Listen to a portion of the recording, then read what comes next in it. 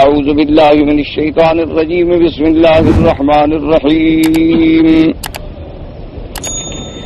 أحل لكم ليلة الصيام الرفث إلى نسائكم هن لباس لكم وأنتم لباس لهن علم الله أنكم كنتم تختانون أنفسكم فتاب عليكم وعفى عنكم فالآن يباشروهن وابتغوا ما كتب الله لكم وكلوا واشربوا حتى يتبين لكم الخيط الأبيض من الخيط الأسود من الفجر ثم أتموا الصيام إلى الليل ولا تباشروهن وأنتم عاكفون في المساجد تلك حدود الله فلا تقربوها كذلك يبين الله آياته للناس لعلهم يتقون. ان آیات مبارکہ میں جو سورۃ البقرہ کی آیات ہیں، روزے کے بارے میں اللہ تبارک و تعالی کچھ احکام ارشاد فرماتے ہیں. سب سے پہلے جو آیت نازل ہوئی آپ نے جو الحمدللہ پڑھی ہے اور سنی ہے، جس میں اللہ نے حکم دیا مومنین کو کہ یا ایھا الذین آمنوا کتب علیکم الصیام، کہ ایمان والو اللہ تبارک و تعالی نے تم پر فرض کر دیا ہے روزہ، اور وہ چند گنے چنے دن ہیں. اور دوسری آیت میں پھر اللہ تبارک و تعالی نے یہ ارشاد فرمایا تھا کہ رمضان المبارک کا جو مہینہ ہم نے روزوں کے لیے رکھا ہے، یہ اتنی بڑی عظمت والا مہینہ ہے کہ اسی میں ہم نے قرآن کو اتارا. تو قرآن بھی اسی مہینے میں اتارا گیا، اور اسی مہینے میں لیلۃ القدر بھی ہے جو 1000 مہینے کی عبادت کے برابر ہے، اور اسی مہینے میں تورات، انجیل، زبور اور تمام کتب سماویہ جو ہیں، جو 104 کتابیں ہیں، جن میں 100 صحیفے ہیں اور 4 کتابیں ہیں، وہ نازل ہوئیں، وہ بھی رمضان المبارک. اللہ پاک نے فرمایا کہ اب ہم حکم دیتے ہیں کہ فمن شہد منکم الشہر فلیصم، بس جو حاضر ہے اور جس کو یہ مہینہ مل گیا وہ روزہ رکھے. اور آگے اللہ تبارک و تعالیٰ نے ایک رعایت فرمائی تھی کہ اگر کوئی بیمار ہے یا کوئی مسافر ہے، لیکن یہ بات ہمیشہ یاد رکھیں، بیماری سے مراد وہ بیماری ہے جس میں روزہ رکھنے سے تکلیف ہو اور بیماری بڑھ جانے کا اندیشہ ہو، تو اس میں اللہ نے اجازت دے دی کہ تم اس روزے کو چھوڑ دو، اور اس کے بدلے میں رمضان کے بعد جب تمہیں اللہ صحت دے تو قضا کر لو. اسی طریقے سے یہ بھی حکم ہو گیا کہ جو سفر میں ہے، اور سفر سے مراد بھی ہمیشہ یاد رکھیں کہ جس میں مشقت ہو، یعنی ایسا سفر جو آرام دہ ہے اور جس میں تکلیف نہیں ہے، جیسے آج کل موجودہ دور میں سفر ہیں، ایئر کنڈیشن ہوائی جہاز ہیں، آگے گاڑیاں بھی ایئر کنڈیشن ہیں، اور بڑے ہوٹل ہیں، لاؤنج ہیں، سب کچھ ہے، تو اس میں افضل ہے کہ آدمی روزہ رکھے. لیکن اگر مشقت والا سفر ہے اور اس نے روزہ چھوڑ دیا تو اللہ نے اجازت دے دی کہ بھئی اگر بیمار اور مسافر نے روزہ چھوڑا فعدۃ من ایام اخر، اتنے دن اس کو بعد میں پورے کرنے. اللہ تمہارے لیے آسانی چاہتے ہیں اور تمہارے لیے مشکل نہیں چاہتے. اس کے بعد درمیان میں اللہ نے ارشاد فرمایا تھا کہ اذا سالک عبادی انی فانی قریب، کہ اے میرے پاک نبی صلی اللہ علیہ وسلم آپ سے پوچھیں کہ خدا ہمارے قریب ہے یا بعید ہے، تو بتا دو کہ میں قریب ہوں. یعنی قریب ہونے کا کیا معنی ہے کہ ساری کائنات میرے علم کے اندر ہے اور میرا علم محیط ہے، تو جب ہر چیز میرے علم میں ہے، میں جانتا بھی ہوں، میں سنتا بھی ہوں، تو گویا سب کچھ میرے قریب ہے اور میں سب کے قریب ہوں. اور ساتھ یہ بھی حکم فرمایا کہ اجیب دعوت الداعی اذا دعان، اور میں قبول کرتا ہوں، جواب دیتا ہوں جب پکارنے والا مجھے پکارے. تو اس میں ایک اشارہ یہ بھی آ گیا کہ پہلے بھی رمضان المبارک کی باتیں ہیں، بعد میں بھی رمضان المبارک کی باتیں ہیں، یعنی پہلے بھی روزے کے مسائل ہیں اور اب جو ہم آیت پڑھ رہے ہیں اس میں بھی روزے کے مسائل ہیں، اور درمیان میں دعا کا مسئلہ آ گیا، تو اشارہ ہوا کہ رمضان میں خصوصی طور پر دعائیں منظور ہوتی ہیں۔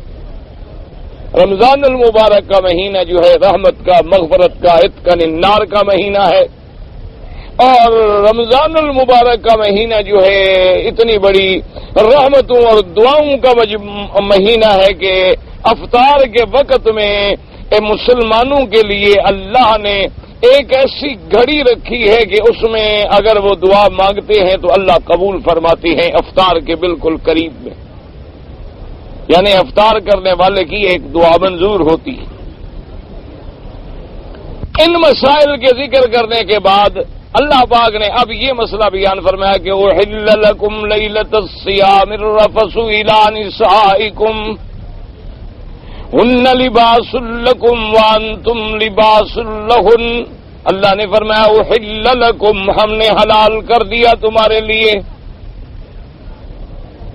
اسی آیت مبارک سمجھے احل لکم لیلۃ الصیام الرفث، لیلۃ الصیام کیا معنی؟ یعنی روزے کی راتوں میں، اور رفث کا کیا معنی؟ رفث اصل میں یہ لفظ عام ہے، یعنی انسان میاں بیوی جو آپس میں باتیں کرتے ہیں، یا میاں بیوی جو آپس میں بوس و کنار یا جماع، سب پر یہ لفظ رفث کا اطلاق ہوتا ہے۔ اس لیے قرآن پاک نے دوسری جگہ پر بھی فرمایا کہ اللہ پاک نے فرمایا کہ جس آدمی کو اللہ حج نصیب فرما دے،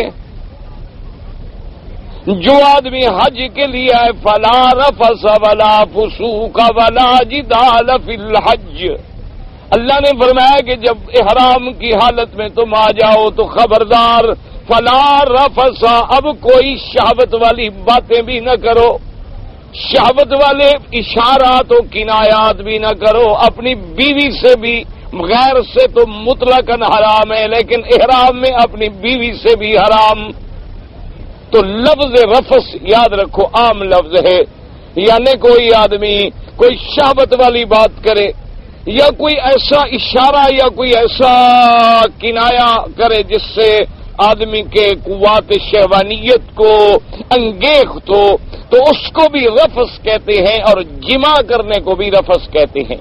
لیکن یاد رکھو کہ یہاں جو قرآن میں آیت ہے احل لکم لیلۃ الصیام الرفث الی نسائکم، اللہ نے فرمایا حلال کر دیا ہم نے تمہارے لیے روزے کی راتوں میں جماع کرنا اپنی عورتوں سے۔ یہاں رفث جماع کے معنی میں ہے، یہاں رفث کا دوسرا معنی نہیں ہے۔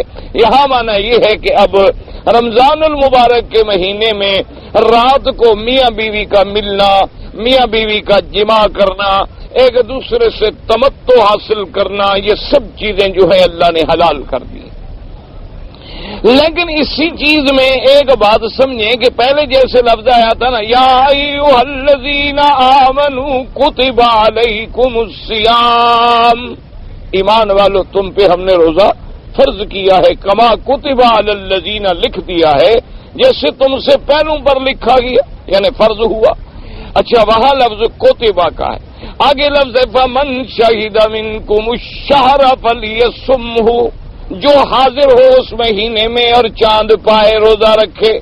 لیکن یہاں لفظ ہے احل لکم، ہم نے حلال کیا، تو اس سے اشارہ ملتا ہے کہ پہلے کوئی چیز حرام تھی تو اب حلال ہوئی نا، اگر پہلے حرام ہی نہ ہو تو پھر حلال کرنے کا کیا معنی؟ حلال کرنے کا تو معنی ہی یہی ہوتا ہے کہ پہلے وہ چیز حرام تھی اور اب اللہ نے تمہارے لیے حلال کر دی۔ تو اب یوں سمجھیں کہ ابتدائی اسلام میں جب روزے کا حکم آیا تو دن میں تو کھانا پینا، بیوی سے مباشرت یعنی جماع کرنا منع تھا، لیکن رات کا بھی یہ حکم تھا کہ رات میں جب تک تم جاگ رہے ہو، یعنی جب تک تم سوئے نہیں، کھانا بھی جائز، پینا بھی جائز، بیوی سے ملنا بھی جائز۔ لیکن اگر تم سو گئے تو سونے کے بعد پھر نہ کھانا جائز، نہ پینا جائز، نہ بیوی سے ملنا جائز۔ یعنی اگر کوئی آدمی عشاء کی نماز پڑھ کے سو گیا تو اب سونے کے بعد اس کی آدھی رات کو مثلا نیند کھل گئی تو اب روزہ شروع ہو گیا. تو ابتدائی اسلام میں یہ حکم تھا. تو اس کے بارے میں یہ ہوا کہ لوگ بڑی تکلیف میں مبتلا ہو گئے. ایک صحابی ہیں جن کا نام ہے قیس بن سلمہ رضی اللہ تعالیٰ عنہ، انصاری صحابی ہیں. تو حضور صلی اللہ علیہ وسلم نے دیکھا کہ وہ روزے کی حالت میں بے ہوش ہو گئے اور ان پہ پانی ڈالا گیا اور ہوا کر رہے ہیں. صحابہ تو پوچھا کیا بات ہے؟ تو انہوں نے کہا کہ حضور روزے کی وجہ سے یہ بے ہوش ہو گئے ہیں. اصل وجہ کیا تھی کہ وہ بیچارے باغ میں کام کرتے تھے، کھجوروں کے باغ میں محنت کرنے والے مزدور آدمی تھے اور سارا دن تھکے ہوئے آئے. اور اس زمانے میں افطار کے لیے کیا ملتا تھا بندوں کو؟ ایک دو کھجور کے دانے ملتے تھے. کوئی پیسہ دولت تو تھی نہیں کہ کھانے تھے. اور جیسے ہمارے ہاں رمضان المبارک کا تو مہینہ اسی لیے آتا ہے کہ ہم زیادہ کھائیں. ہمارے ہاں تو تصور بھی یہ ہے کہ جی رمضان میں تو کھانے پینے کا حساب ہی نہیں ہوتا. ہمارے ہاں تو ایک مسئلہ لوگوں نے ماشاءاللہ یہ بھی ایک خود اپنی طرف سے تیار کر لیا ہے کہ رمضان میں جو کھاؤ، یعنی کسی کا مال بھی کھا لو تو کوئی حساب کتاب نہیں. یعنی جو مال جتنا مرضی آئے ہڑپ کر جاؤ، لوگوں کی جیبیں کاٹ لو، طواف کرتے ہوئے لوگوں کو محروم کر دو ان کے پیسوں سے، حرم سے جوتے اٹھا لو، جوتے کھا جاؤ، جو مرضی ہے کھا جاؤ، تو رمضان میں حساب نہیں ہوتا. یعنی لوگوں کے دماغ میں اور ذہن میں یہ بات بیٹھی ہوئی ہے. اسی لیے آپ نے دیکھا ہوگا کہ جب روزہ رکھے نا جی، پہلے تو ہمارا معزز آدمی روزہ نہیں رکھتا. اگر روزہ رکھ لے غلطی کر کے بیچارہ تو پھر سارا دن پورا گھر والے اور کچن جو ہے وہ مصروف رہتا ہے. یہ جناب سمبوسے بن رہے ہیں اور یہ کچوریاں بن رہی ہیں اور یہ پکوڑے تلے جا رہے ہیں اور یہ چٹپٹی چیزیں. جی سارا دن حضرت خالی میدا رہے ہیں، شام کو فوت نہ ہو جائیں، کم از کم کھا پی کے تو مرے. تو یہ ہمارے ہاں ایک روزے کا تصور ہے. انا للہ و انا الیہ راجعون. حالانکہ ہمیں روزہ کیوں سکھلایا گیا تھا؟ کہ ہم صبر کرنا سیکھیں، ہم بھوکے رہیں اور ہمیں بھوکوں پہ رحم آئے، ہمیں غریبوں کا احساس آئے، ہمیں ان لوگوں کا پتہ چلے جو کچلی ہوئی قوم ہے جنہیں ایک وقت کا کھانا نہیں ملتا. ہماری شہوانیت جو ہے اور حیوانیت جو ہے اس کو ہم کچل ڈالیں اور قوات ملکیہ جو ہے وہ ابھر آئیں. ملکیات کا کیا معنی؟ جیسے ملک کھانے سے پاک، پینے سے پاک، بیوی سے پاک، گناہوں سے پاک، نافرمانی سے پاک. تو ہمارے اندر وہ جذبے ابھریں کہ ہم ہر اس عمل سے، ہر اس قول سے، ہر اس فعل سے بچنے کی پریکٹس کر لے کہ ہم نے اللہ کے حکم پہ کیسے رکنا ہے. یہ معنی نہیں ہوتا کہ جو مرضی ہے کھا لو. تو خیر بہرحال صحابہ رضوان اللہ علیہم اجمعین نے اور بعض لوگوں نے میں ایک دفعہ پرانی بات ہے، ایک بہت بڑے آدمی تھے، پتہ نہیں اب زندہ ہیں یا فوت ہو گئے. بہرحال انہوں نے مجھے اتفاق سے افطار پہ ہم اکٹھے ہوئے. تو افطار کے لیے جناب ایک پلیٹ میں نمک رکھا ہوا ہو اور پانی بھی آ گیا. تو مجھے سمجھ نہ آئی، میں نے یہ سمجھا کہ شاید میری طرح صاحب کا بھی گلا خراب ہے، چونکہ تو اس لیے شاید غرارے وغیرہ کریں گے. تو جب جناب وہ اذان کا وقت آیا تو انہوں نے ماشاء اللہ بسم اللہ کر کے اور جناب وہ نمک لگایا اور کہنے لگے جی میں 10 روزے نمک سے افطار کرتا ہوں اور 10 روزے جو ہیں وہ کھجور سے افطار کرتا ہوں اور 10 روزے جو ہے نا جی میں جو کے چھوٹے چھوٹے دانوں سے افطار کرتا ہوں تاکہ حضور کی سنت پوری ہو جائے.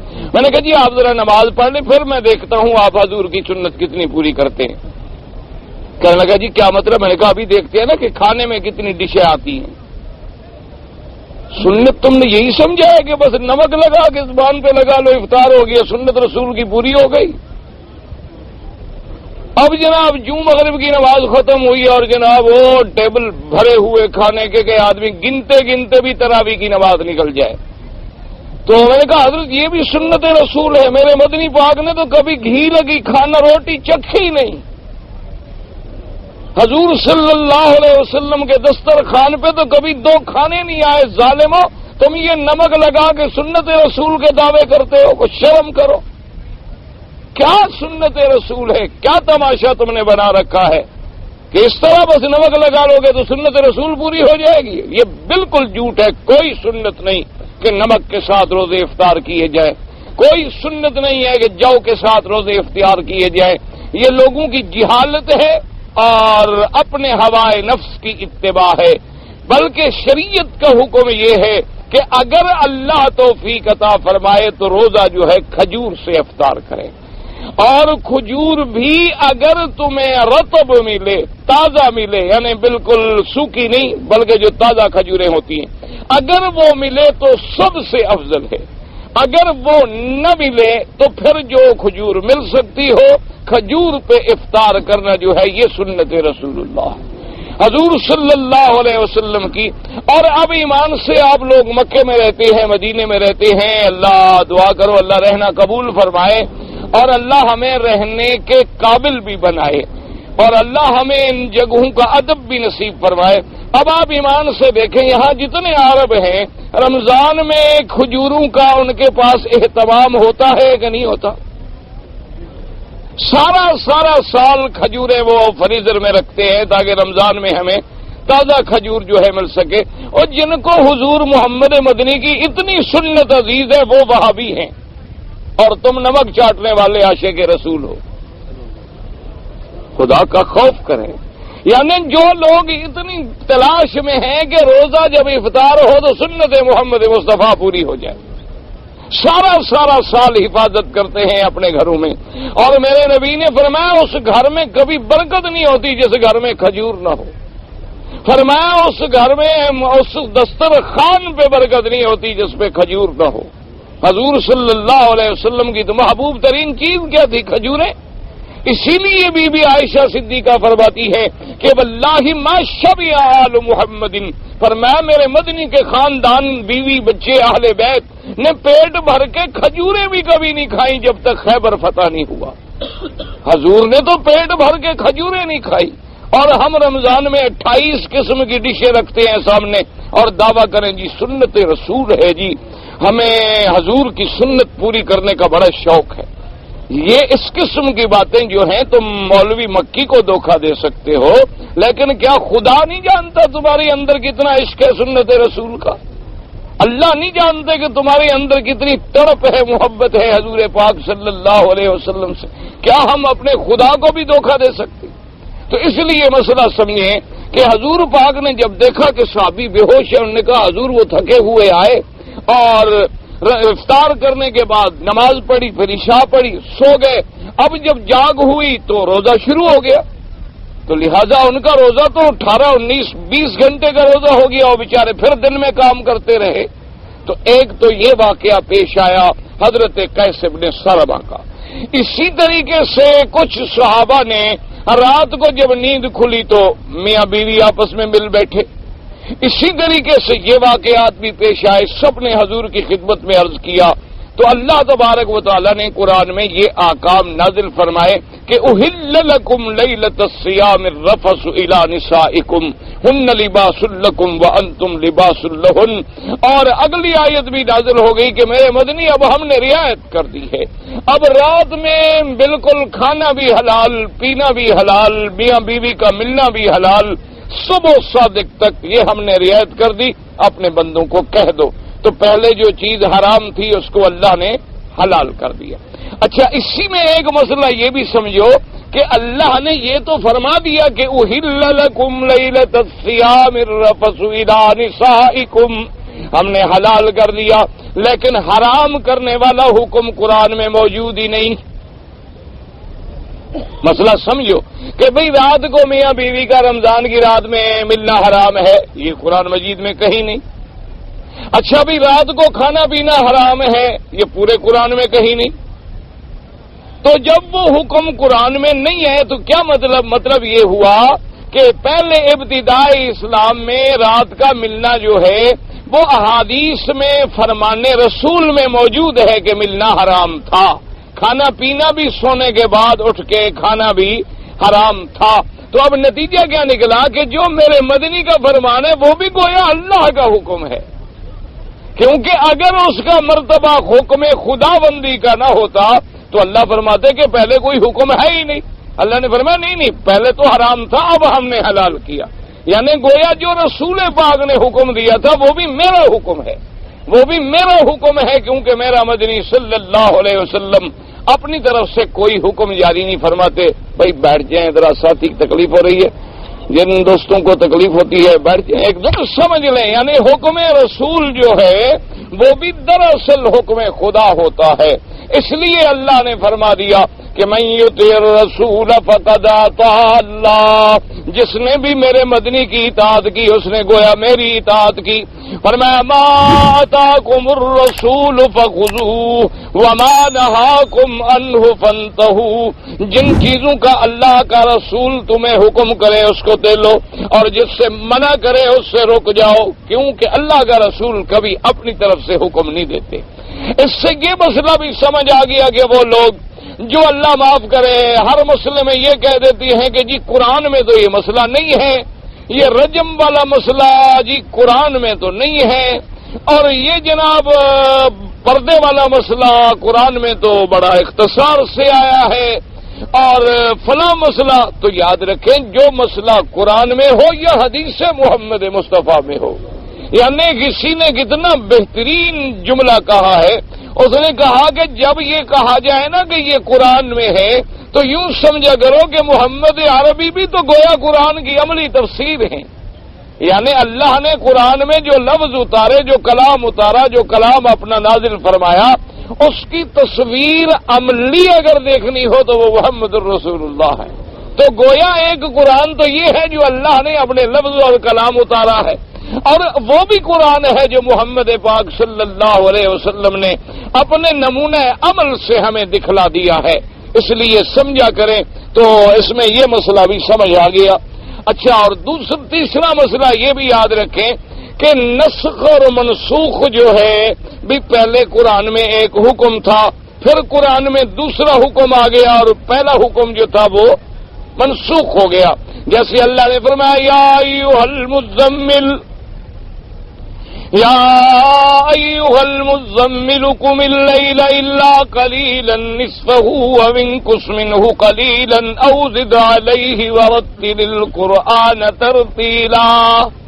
اللہ نے حکم دیا کہ رات کو جاگیں تہجد کے لیے، قم اللیل، ساری رات قیام کریں مگر تھوڑا سا آرام کر لیں، یا ایسا کریں کہ نصفہ بھی آدھی رات آرام، آدھی رات جو ہے عبادت، اب انقص منہ قلیلا، یا یہ ہے کہ دو حصے آرام کر لیں اور ایک حصہ عبادت کریں، تو یہ پہلے حکم تھا۔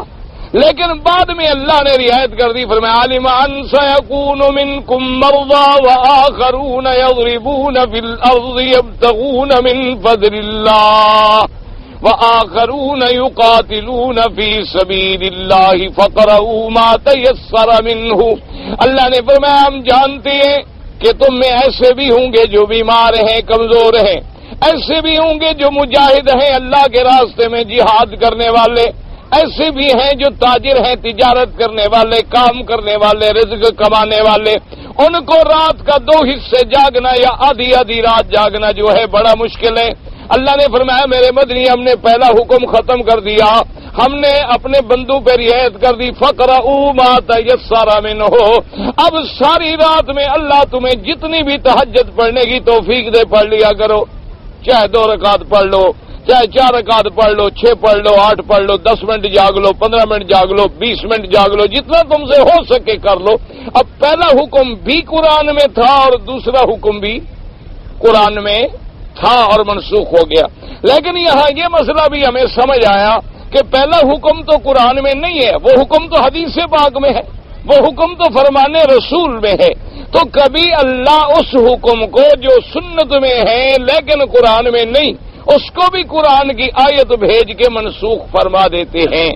اب پہلا حکم جو تھا وہ حدیث میں تو تھا لیکن قرآن میں نہیں تھا، لیکن نسخ جو آیا وہ قرآن میں آ گیا کہ پہلے جو چیز حرام تھی اب ہم نے تمہارے لیے حلال کر دی۔ اب حرام والا حکم قرآن میں تو ہے نہیں، وہ کہاں ہے؟ وہ فرمان رسول میں ہے، وہ احادیث رسول میں ہے، تو لہذا قرآن پاک سے بھی وہ احکام منسوخ ہو جاتے ہیں جن کے بارے میں پہلے حدیث میں حکم موجود ہو۔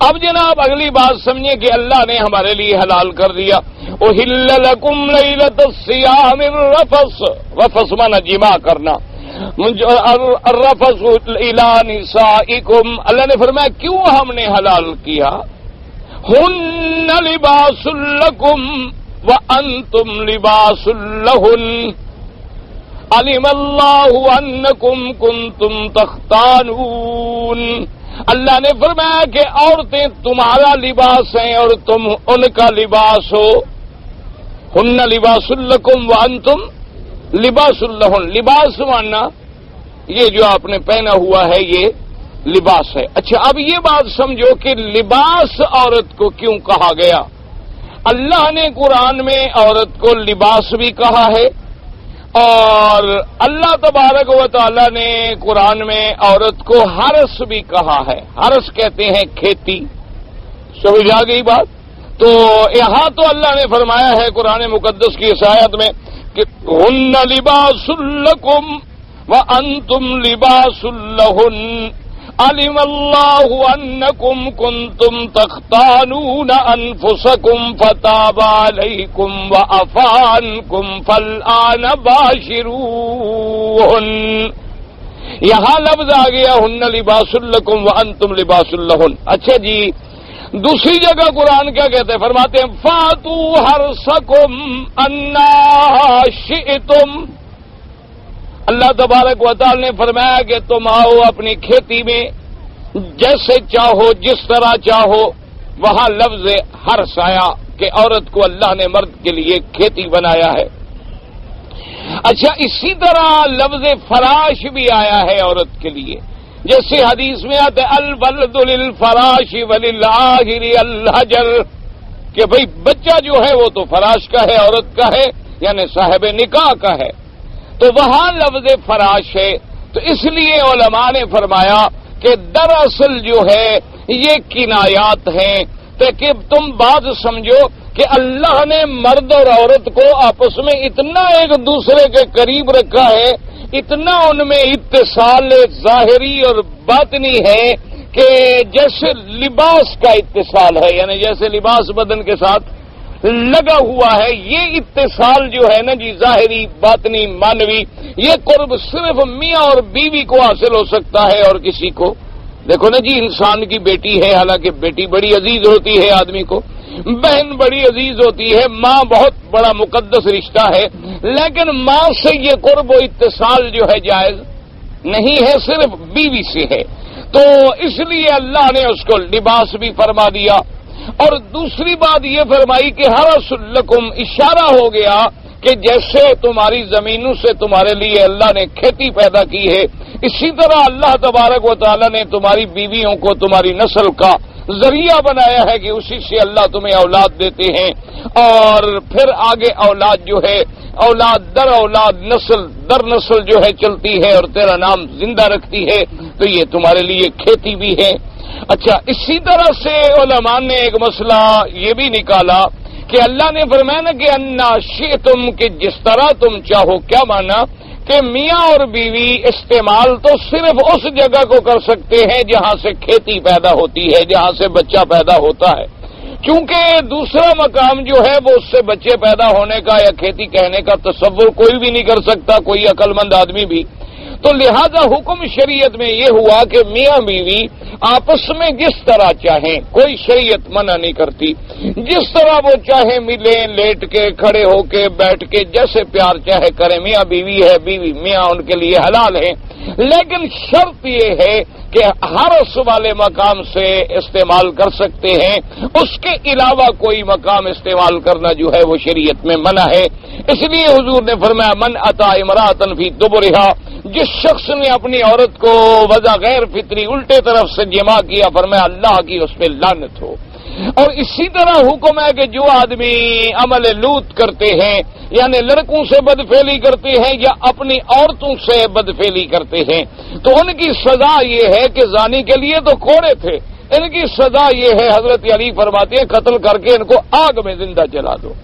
اور امام ابو حنیفہ رحمۃ اللہ علیہ کے نزدیک لوطی کی سزا یہ ہے کہ اس کو پہاڑ کی چوٹی پہ یا اس ملک میں پہاڑ نہ ہوں تو بڑی بڑی اونچی بلڈنگوں پہ یا مسجد کے مینارے پہ دے کر دھکا دیں اور پھر پتھر برسا برسا کے اس کو مار دیں، اس کو وہی عذاب دیں جو اللہ نے قوم لوط کو دیا تھا۔ تو لہذا یہ عمل جو ہے نہ بیوی سے جائز ہے، نہ غیر بیوی سے، نہ بچے سے۔ اور دوسرا علماء نے فرمایا کہ اللہ نے بیوی کو حرث کہا، کھیتی کہا، اس میں ایک یہ بھی اشارہ ہے کہ جیسے آدمی کھیتی کو تیار کرتا ہے تو شریعت نے بھی بیوی کے لیے حقوق رکھے ہیں۔ یہ نہیں ہے کہ بس خاوند آئے اور پکڑ لے، بس خاوند کا حکم ہے تعمیر کا، نہیں، باقاعدہ جیسے تم پہلے کھیتی کو پانی لگاتے ہو، پھر اس میں ہل چلاتے ہو، پھر وتر کا انتظار کرتے ہو، پھر اس میں آگے ہل چلاتے ہو، پھر اس کے کنارے ٹھیک کرتے ہو، پھر اس میں گوڈی کرتے ہو، پھر اس کی چنائی کرتے ہو، تو آدمی ملاحبت سے، مداحبت سے، کھیل سے، ہنسی سے پہلے اپنی بیوی کو تیار کرے، آمادہ کرے۔ جب وہ آمادہ ہو جائے تو پھر اس سے اپنے حظ نفس جو ہے اس کو حاصل کرے۔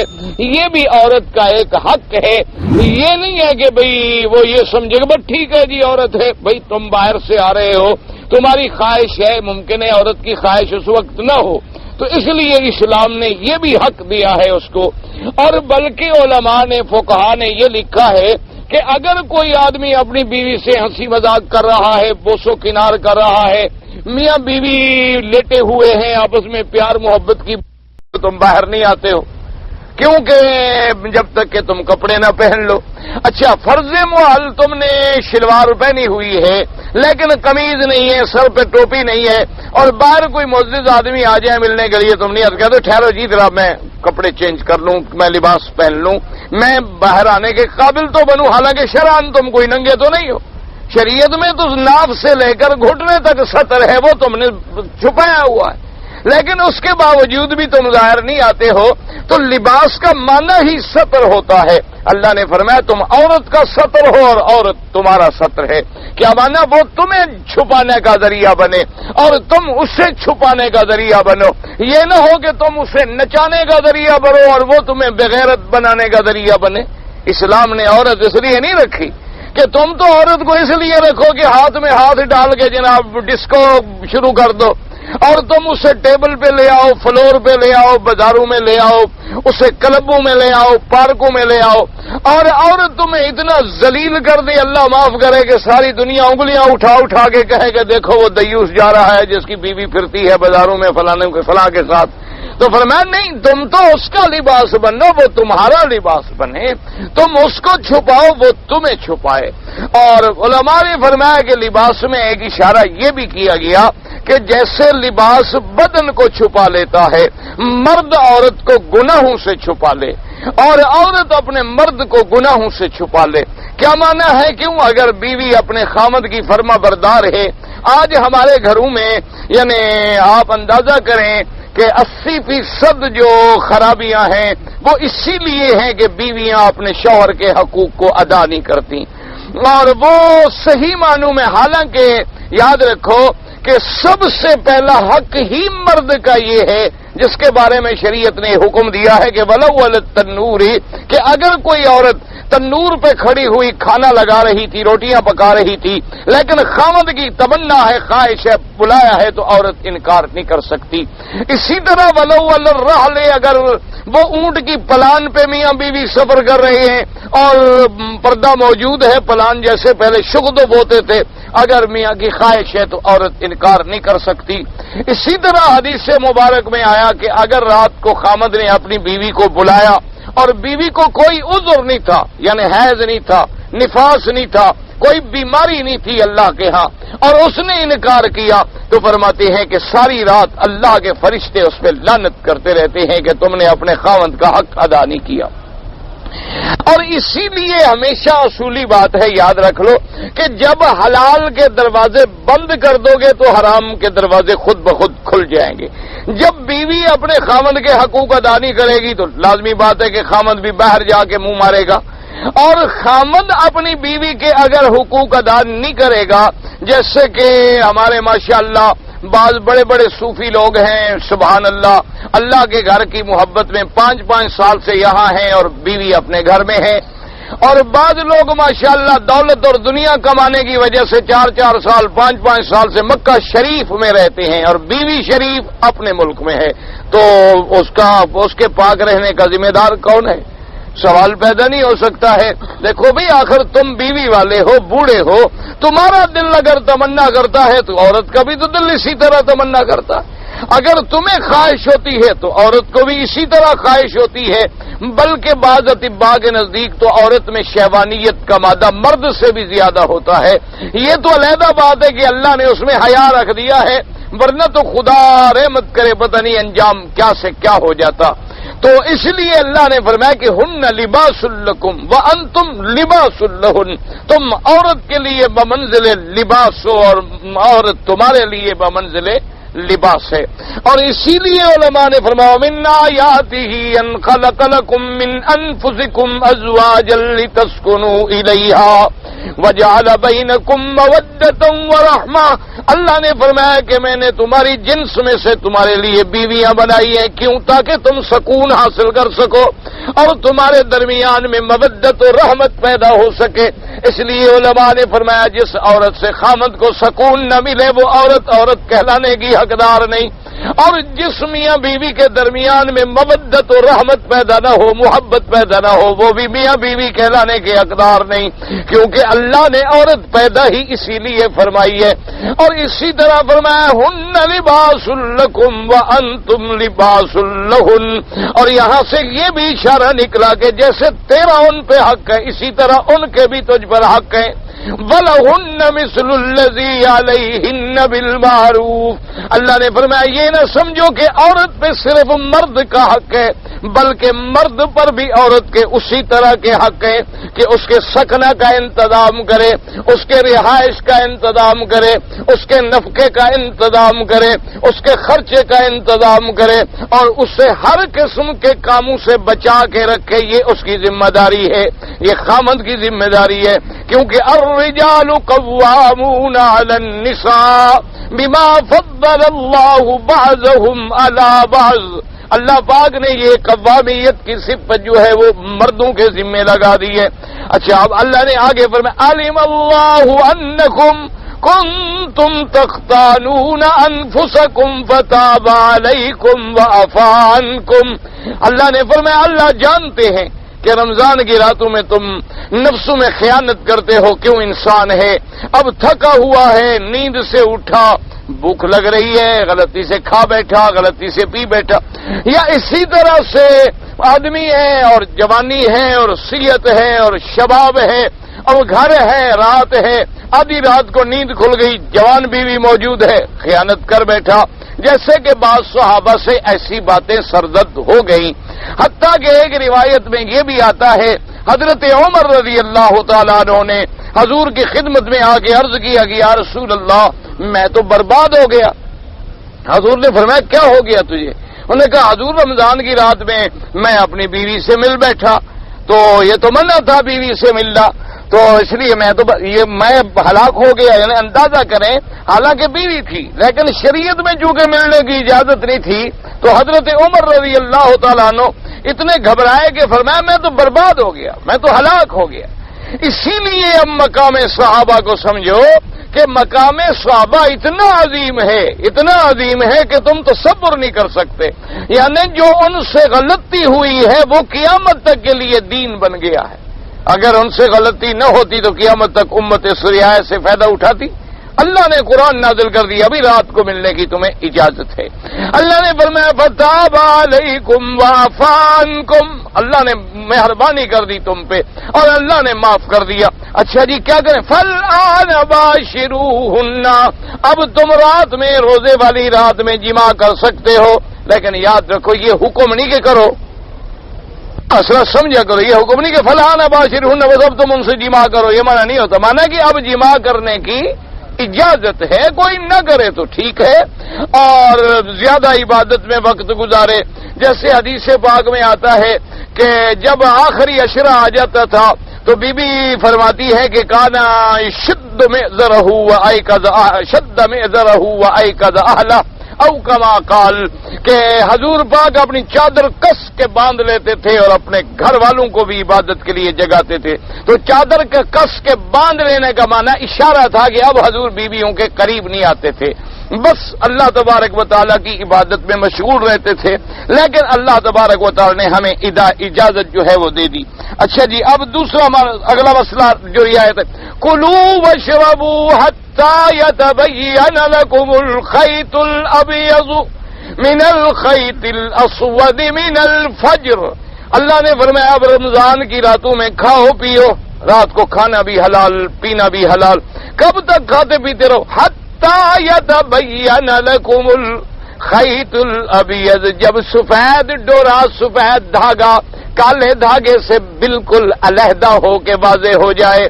کیا معنی یاد رکھو, سفید خط اور کالا خط, سفید ڈورا اور سیاہ ڈورا, اس سے مراد کیا ہے؟ صبح کاذب اور صبح صادق, سمجھ لو یاد رکھو.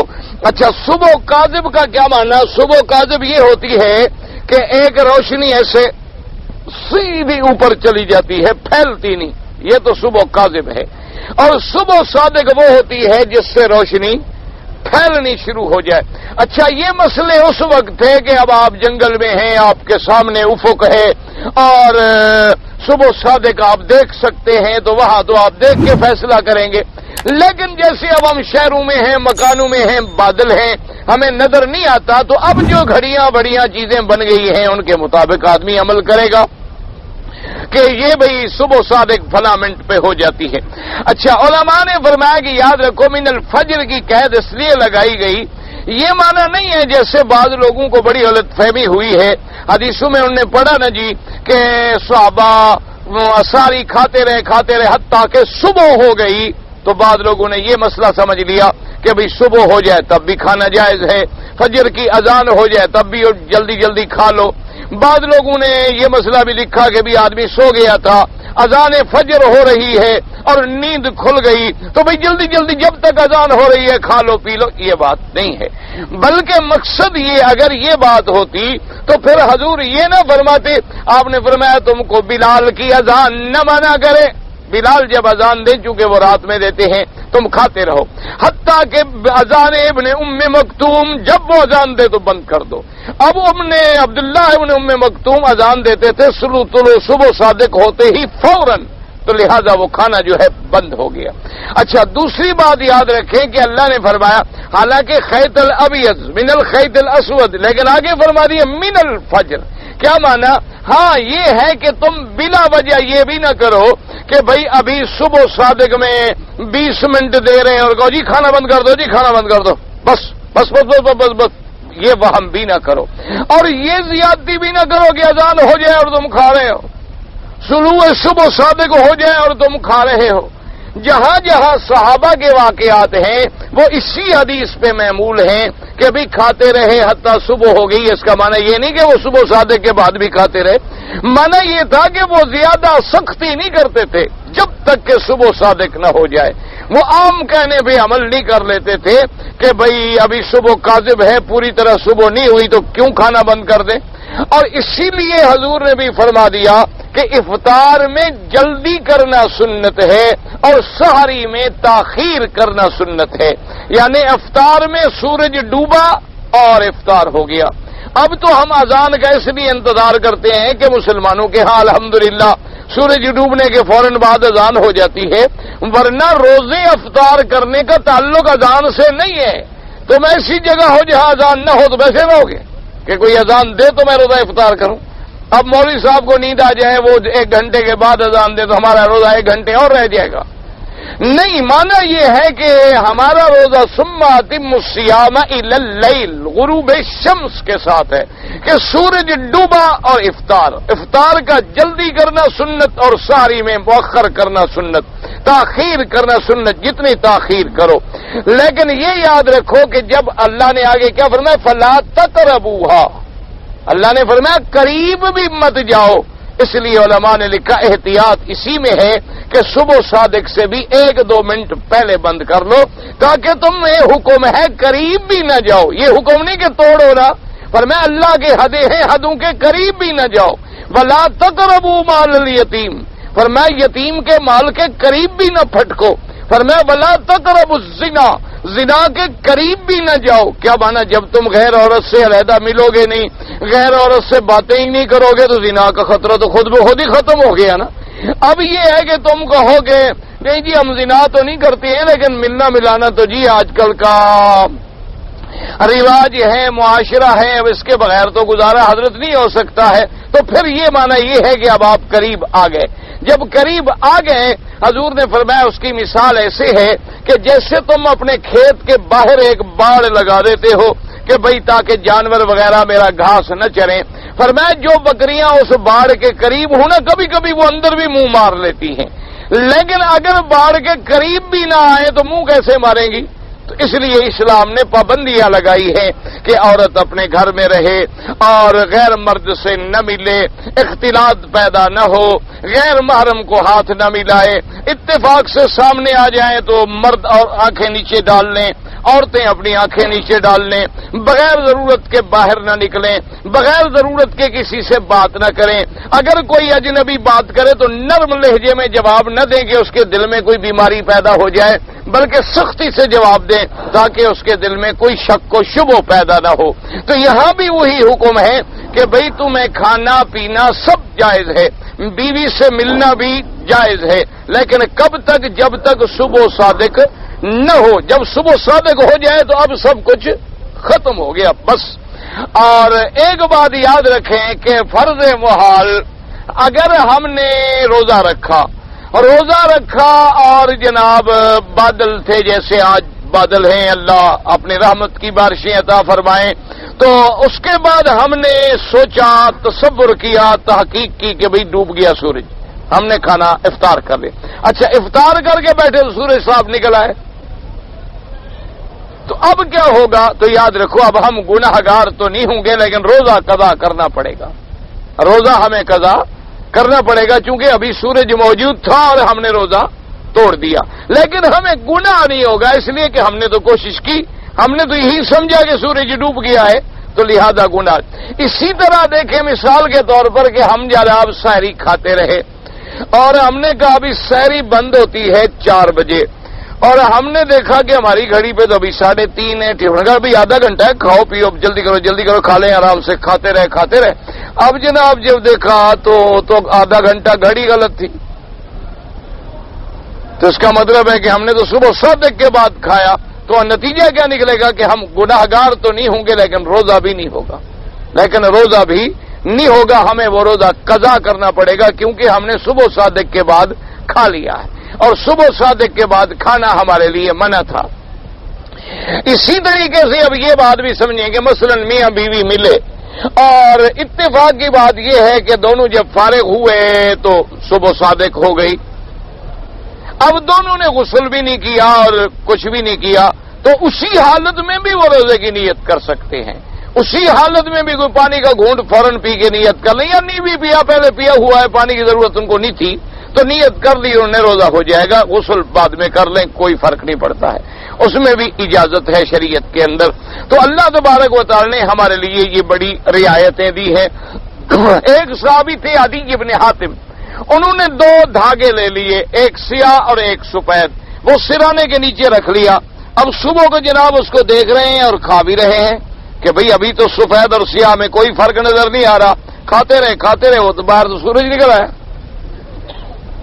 تو اب جناب حضور کی خدمت میں گئے، انہوں نے کہا حضور میں نے تو ایسے کیا تھا، تو آپ نے فرمایا تم نے ایسے کیوں کیا؟ انہوں نے کہا جی قرآن جو کہتا ہے من الخیط الابیض من الخیط الاسود، سیاہ ڈورا اور سفید ڈورا، تو میں تو 2 دھاگے لے آیا، ایک سفید ایک سیاہ۔ تو آپ نے فرمایا اللہ کے بندے ان وسادتک لعریض، آپ نے فرمایا بھئی تمہارا سرانہ بڑا لمبا ہے کہ اس میں دونوں ڈورے نیچے آ گئے تمہارے سرانے کے، ماشاءاللہ سفید بھی آ گیا۔ اور دوسری جگہ پر لفظ ہے کہ ان الکفا لعریض، کہ تمہارا یہ جگہ جو ہے بڑی چوڑی ہے، اشارہ ہے کہ کم عقل ہو تم۔ اللہ کے بندے تم نے یہ خیط الابیض اور خیط الاسود سے یہی سمجھا ہے؟ تو اس نے کہا حضور کیا ہے؟ آپ نے فرمایا مراد ہے صبح صادق اور صبح کاذب، یہ نہیں کہ تم دھاگے لے کے رکھو اور رنگ دیکھتے رہو، یہ تو اللہ نے ہمیں ایک مثال دی ہے۔ اچھا، دوسرا علماء نے فرمایا کہ یہاں لفظ خیط الابیض، خیط کہتے ہیں دھاگے کو، کیا مانا کہ صبح صادق کا ذرا سا بھی حصہ واضح ہو گیا تو بس کھانا پینا بند، یعنی دھاگے کے برابر بھی، کیونکہ لفظ خیط میں بھی تو اللہ تبارک و تعالیٰ کی کوئی حکمت مطلوب ہے نا، یہ نہیں ہے کہ صبح صادق ہو جائے اور تم کھاتے پیتے رہو، یہ بات جو ہے منع ہے۔ اچھا، اب جناب دوسرا مسئلہ بیان فرماتی ہیں، فرمایا ثم اتموا الصیام الی اللیل، کہ کھاتے رہو دن میں اور اب تمہارا روزہ پورا روزہ ہو گیا، اب روزہ کہاں تک پورا ہوگا؟ سورج ڈوبنے تک، جب سورج ڈوبے گا تو پھر ہم روزہ افطار کر لیں گے، بس یہ مسئلے تو ہو گئے، اب اگلا مسئلہ اس پہ غور کریں۔ اب اس کے بعد جناب اللہ پاک فرماتے ہیں وَلَا تُبَاشِرُوهُنَّ وَأَنْتُمْ عَاكِفُونَ فِي الْمَسَاجِدِ تِلْكَ حُدُودُ اللَّهِ فَلَا تَقْرَبُوهَا كَذَلِكَ يُبَيِّنُ اللَّهُ آيَاتِهِ لِلنَّاسِ لَعَلَّهُمْ يَتَّقُونَ۔ اللہ نے فرمایا وَلَا تُبَاشِرُوهُنَّ، اور فرمایا کہ جیسے رمضان کی رات میں تمہارا میاں بیوی کا ملنا اور جماع کرنا حلال، لیکن ہرگز نہ ملنا، جماع نہ کرنا، مس نہ کرنا جب تم حالت اعتکاف میں ہو مسجد میں، یعنی اعتکاف کا کیا معنی ہوتا ہے کہ آدمی گھر بار چھوڑ کے مسجد میں آ کے ڈیرا لگا لے آخری 10 دن، اس کو کہتے ہیں اعتکاف۔ رات دن مسجد میں رہے اور بغیر ضرورت کے باہر بھی نہ جائے اور بغیر ضرورت کے کسی سے باہر جا کے باتیں بھی نہ کرے، ہاں ضرورت ہے، وضو کرنا ہے، استنجا ہے، پیشاب پخانا ہے، اس کے لیے جا سکتا ہے۔ اللہ نے فرمایا جب تم اعتکاف بیٹھو تو پھر بیوی سے مجامعت نہیں کر سکتے ہو۔ اچھا، اعتکاف کہاں بیٹھتے ہو؟ ہاں جی، اعتکاف کہاں؟ مسجد میں بیٹھو گے تو بیوی سے جماع مسجد میں پہلے وہ کرتا ہے؟ ہاں جی، تو پھر یہ کیا مانا کہ وَلَا تُبَاشِرُوهُنَّ وَأَنْتُمْ عَاكِفُونَ فِي الْمَسَاجِدِ، کہ جب تم حالت اعتکاف میں مسجد میں بیٹھے ہو تو بیوی سے جماع نہ کرو، تو بیوی سے مسجد میں کون جماع کرتا ہے پہلے؟ تو یہ مسئلہ جو ہے، ہاں اللہ تبارک و تعالی ہدایت دے اور سمجھ دے، بات سمجھو کیا مانا تھا کہ بھئی تم اعتکاف میں بیٹھے ہو مسجد میں، ٹھیک ہے، لیکن اب پیشاب کے لیے باہر نکل گئے، غسل کے لیے باہر نکل گئے، حاجت کے لیے باہر نکل گئے، تو باہر نکلنا تو ضروری تھا نا۔ اچھا، کسی آدمی کا مثلا مسجد کے قریب گھر ہے، وہ وضو کے لیے چلا گیا، میں گھر جاؤں، آگے بیوی تھی، اس نے کہا رات کو تو جائز ہے بیوی سے ملنا جیسے رمضان کی راتوں میں جائز تھا، تو فرمایا نہ، جب اعتکاف میں ہو چاہے تم باہر نکل آئے ہو لیکن حکم اعتکاف میں ہو، گویا کہ تم مسجد میں ہو، یعنی رات کو کھانا پینا تو جائز ہو سکتا ہے، لیکن اعتکاف کے بعد چاہے تم مسجد کے باہر بھی نکلو تم حکم مسجد میں ہو، یہ سمجھا جائے گا کہ تم گویا مسجد میں ہو، اس لیے تمہارا اب باہر نکل کر بھی اپنی بیوی سے ملنا جائز نہیں ہوگا، یعنی ملنے کا کیا معنی؟ جماع جائز نہیں ہوگا۔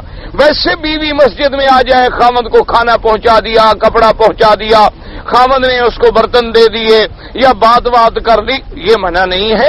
حضور صلی اللہ علیہ وسلم کی بیویاں مسجد میں آتی تھی حضور کی خدمت میں جب حضور اعتکافی حالت میں ہوتے، اور حضور پاک بھی پھر مسجد سے اٹھ کے مسجد کے دروازے تک اپنی بیوی کو چھوڑنے کے لیے آتے اور پھر مسجد تشریف لے جاتے، صرف ملنا جو ہے وہ منع ہے۔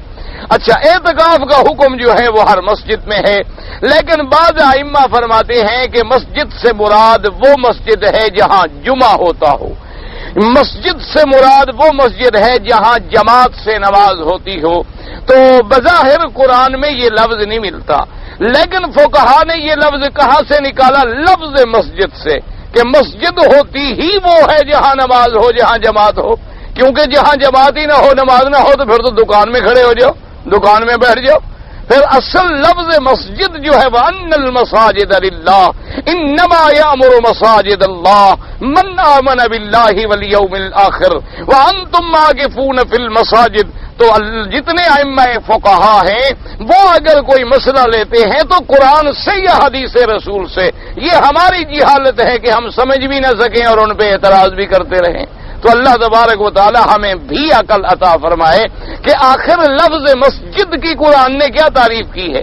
فی بیوت أذن الله أن ترفع ويذكر فيها اسمه وسعى في خرابها. اب جناب ومن نظلم ممن منع مساجد الله فول وجهك مسجد الحرام شطر المسجد الحرام. تو جہاں جہاں لفظ مسجد ہے تو اس لیے امام مالک رحمت اللہ علیہ نے یہ مسئلہ بھی نکالا ہے کہ اعتکاف ہوگا مسجد میں، اور مسجد بھی وہ ایسی نہیں جو کہیں ویران پڑی ہوئی ہو، بلکہ وہ مسجد جہاں جماعت ہوتی ہو، بلکہ بعد من نے فرمایا وہ مسجد جہاں جمعہ ہوتا ہو. اچھا، ویسے اعتکاف ہر مسجد میں جائز ہے. عورت اپنے گھر میں ایک جگہ مقرر کر لیتی ہے، وہاں اعتکاف بیٹھ سکتی ہے. اچھا، سنت اعتکاف جو ہے وہ عشرۂ آخر رمضان ہے. ویسے کوئی سارا مہینہ اعتکاف بیٹھنا چاہے تب بھی جائز ہے، 20 دن بیٹھنا چاہے تب بھی جائز ہے.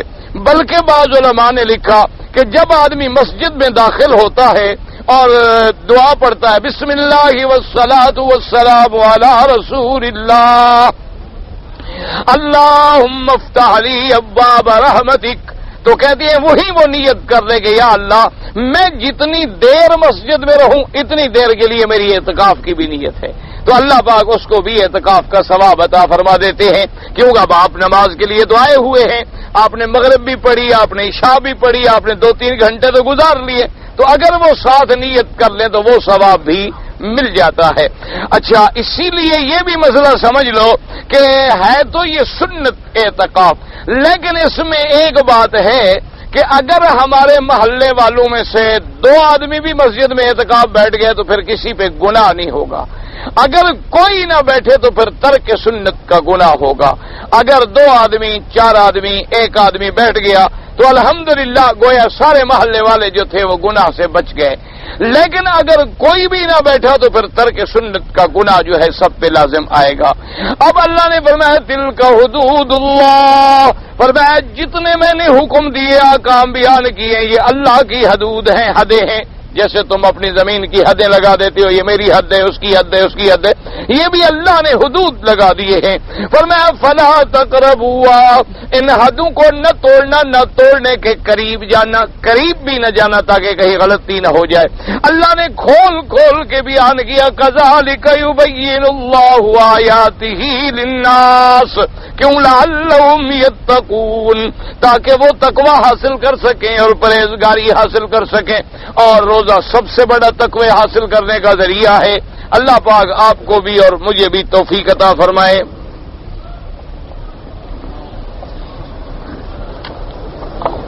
کہتے جی لونڈی سے پہلے غیر مسلم لونڈی سے نکاح پڑا، بھئی اب نہ لونڈی رہی نہ مسئلے کی ضرورت رہی، کیوں اپنا دماغ خراب کرتے ہو؟ بات ہی ختم ہو گئی. پہلے زمانے میں جب جہاد تھا لونڈی تھی، اور لونڈی بغیر نکاح کے بھی حلال تھی. جب نکاح ہو جاتا تھا تو بات ہی ختم ہو گئی، پھر تو وہ اس کی بیوی بن جاتی تھی، پھر تو احکام ہی بدل جاتے تھے. وہ لونڈی نہیں رہتی تھی نکاح کے بعد، اور نکاح ہوتے ہی تب تھے. اگر اہل کتاب ہے تو نکاح ہو سکتا ہے، اگر مشرک ہے تو اسلام کے بغیر نکاح ہو نہیں سکتا. نے داڑھی رکھی ہوئی ہے، شکر کرو اللہ کا. مجھے کسی نے کہا کہ چھوٹی کر دو، لوگوں کے کہنے کو نہ مانو تو محمد عربی کے کہنے کو مانو. حضور کی سنت میں عمل کیا، شکر کرو بس. خلال کا معنی یہ ہوتا ہے کہ یوں یعنی انگلیاں تاکہ پانی جو ہے جڑوں میں پہنچ جائے، کوئی جگہ پانی کی رہ نہ جائے.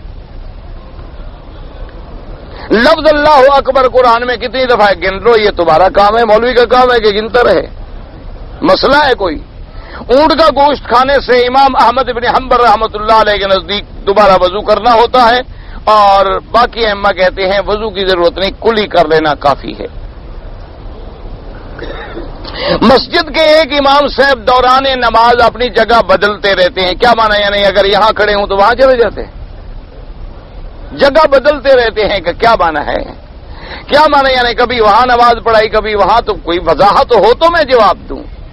جگہ بدلتے رہتے ہیں، مجھے کیا پتا جگہ ایک آدمی نے اپنی سالی سے زنا، اللہ معاف کرے، اللہ معاف، تو اس کا اپنی بیوی کے سے نکاح ٹوٹ جاتا نا. نکاح تو نہیں ٹوٹتا، لیکن ایک کے بجائے 2 بیویاں مل گئی تمہیں، ماشاءاللہ. ہاں جی، انا للہ و انا الیہ راجعون. اللہ کے بندے، سالی تمہارے لیے بہن ہے، تم اسے آدھی گھر والی سمجھتے ہو. تو بڑے بڑے لوگ اخباروں میں لکھ دیتے ہیں ہماری آدھی گھر والی. اللہ ہدایت دے. ہے گو محاورہ ہے، مذاق ہوگی، لیکن یہ مذاق شریعت کے خلاف ہے. حرم کے قریب عمرے کے حرم سے گھر والوں سے احرام باندھنے کے لیے آپ کو باہر جانا ہوگا حد حرم سے. تنیم جائیں، عرفات جائیں، کہیں جائیں.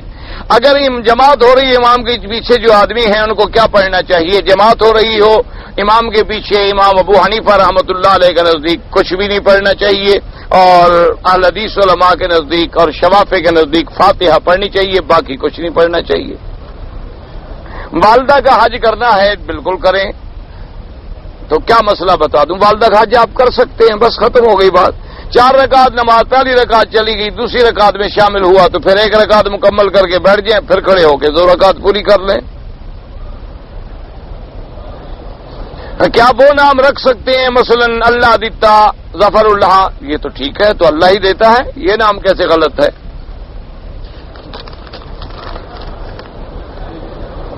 تحریری طلاق نامہ اپنی بیوی کو بھیجا تھا، یا مقامی علماء سے مسئلہ پوچھو، یا یہاں دارالفتاء میں درخواست دے کے طلاق کے مسئلے پوچھو. نہر آ گیا، نہر کا پل آ گیا. اچھا یہ خواب ہے، خواب کسی بزرگ سے جا کے تعبیر پوچھا کرو. میں گناہ گار آدمی ہوں، مجھے تو تعبیر نہیں آتی. کہتا ہے جی اگر میں اپنی بیوی سے مل رہا تھا اور میرے کپڑوں کو کچھ نہیں لگا تو انہی کپڑوں کو بعد میں ہم استعمال کر سکتے ہیں. بالکل کر سکتے ہیں، کپڑے تو پلید نہیں ہو جاتے. اگر میں عمرے کے علاوہ بھی طواف اپنے والدین یا اقرباء کے لیے، تمہاری مرضی ہے. میرے والدین بنگلہ دیش میں ہیں، ان کے نام بھائی جس والدین جہاں بھی ہوں تم ان کا حج بھی کر سکتے ہو، عمرہ بھی کر سکتے ہو. ہم نے لگاتار 50 چکر طواف کا کیا، اور نماز ہم نے اگر ہر طواف کی نیت علیحدہ نہیں کی تو 1 ہوا. سمجھ آ گیا؟ انما الاعمال بالنیات. 7 چکر ختم کر کے پھر دوسرے طواف کی تم نے نیت کی، پھر تیسرے کی نیت کی، پھر چوتھے کی نیت کی، پھر تو تمہارے طواف ٹھیک ہے. اگر تم شروع ہو گیا ماشاءاللہ جیسے اونٹ بیل لگا ہوتا ہے کنویں پر، تو پھر چکر ہی لگاتے رہو بس، اور کوئی فائدہ نہیں. اگر حرم شریف میں ہم داخل ہوں تو 2 رکعت پڑھیں، سب سے افضل ہے طواف کرو. اگر طواف کرنے کی ہمت نہ ہو تو پھر 2 رکعت پڑھو، ورنہ مکے میں کعبہ اللہ کا تحیہ جو ہے طواف ہے. اگر جمعہ کے دوران ہم آ جائیں، خطبہ شروع ہو تو امام ابو حنیفہ رحمۃ اللہ علیہ فرماتے ہیں بیٹھ جاؤ سنو، اور باقی ائمہ کے نزدیک ہے کہ 2 رکعت پڑھ لو، چاہے خطبہ ہو بھی رہا ہو تو تم پڑھ سکتے ہو. بہرحال ان کی دلیل ہے ایک حدیث میں حضور پاک نے صحابی سے کہا کہ تم 2 رکعت پڑھ لو. امام صاحب فرماتے ہیں کہ آپ ادھر سے کہتے ہیں کہ اذا قرئ القرآن فاستمعوا له ہے ہی جمعہ کے لیے، تم کہتے ہو یہ اور نمازوں کے لیے تو ہے ہی نہیں. یہ آیت اتری خطبہ جمعہ کے لیے تھی، تو خطبہ جمعہ کے لیے تھی تو پھر چپ کرو، بیٹھ جاؤ سنو. تو بہرحال دونوں اللہ کے والہدا ہیں، اللہ سب پہ کروڑوں رحمتیں کرے.